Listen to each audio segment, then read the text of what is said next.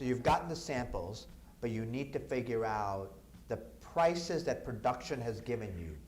In many cases are dependent upon how many units you're going to sell. Yes. So you need to almost project your sales sometimes even before your accounts have seen the line. Yes. So knowing what you're talking about, of being able to just look at them and say, hey, these 5 pieces we're going to have to take a risk on today because production needs to buy the fabrics. Yes.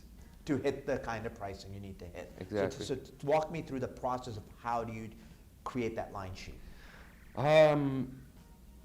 Like you said, the samples are there. Everything is in, should I say, like cell format or like with a picture format, and you have all the prices where it says what the cost of it is. Yeah. Automatically, we calculate based on our profit margins and the markup for the stores, the final retail price. Then we what would you say traditional markup for the stores was?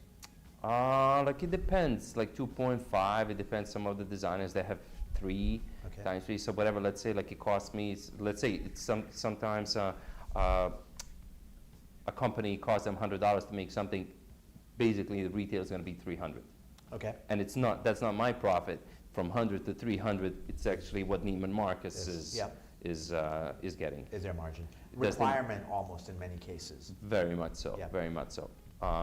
And then what happens is then once we have the retail price, we actually start based on production cost, our cost, we calculate the final retail prices, and then we compare the retail price to the actual item. And then we say like, wow, this is way too much. We're not gonna sell this sweater for $1,500. And this is where you have to do both bottom up and top down. Yes. You have to start from the standpoint of like, what would I pay for this? Yes. What would my customer be willing to pay for it? Yes. And then you work yourself down to what will the required margin be to give to a retailer, and that's your wholesale. Yes.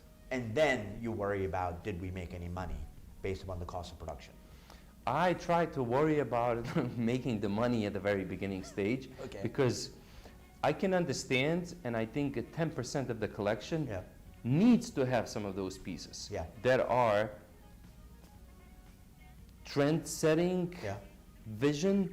It could be actually like super expensive. It doesn't matter, because you want to have those pieces still in the showroom to show your clients where your vision is and what you see and where you are going forward with. Like what percentage or how? 10. 10% of the collection. Okay.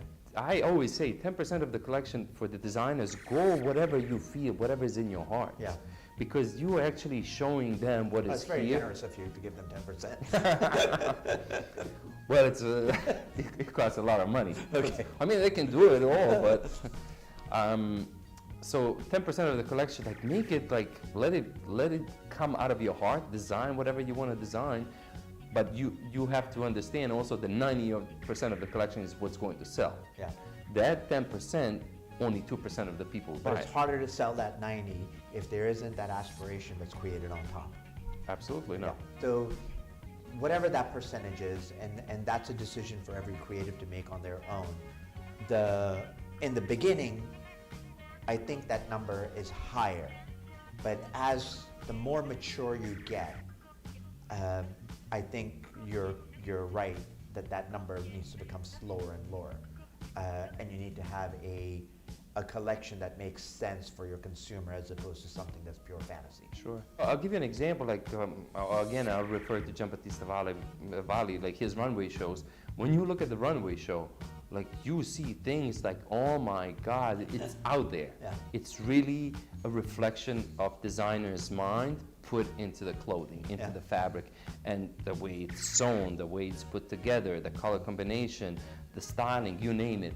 But know that 90% of those things don't actually sell. What sells is, for example, like... But the imagery from that image. show, the imagery from that show drives the sales. Yes. So it's almost like a necessary tool. Yeah. Yeah, you have to, because basically that 10% is, again, like I keep on repeating myself, like it's a reflection of what you think is neat, what you think people should wear.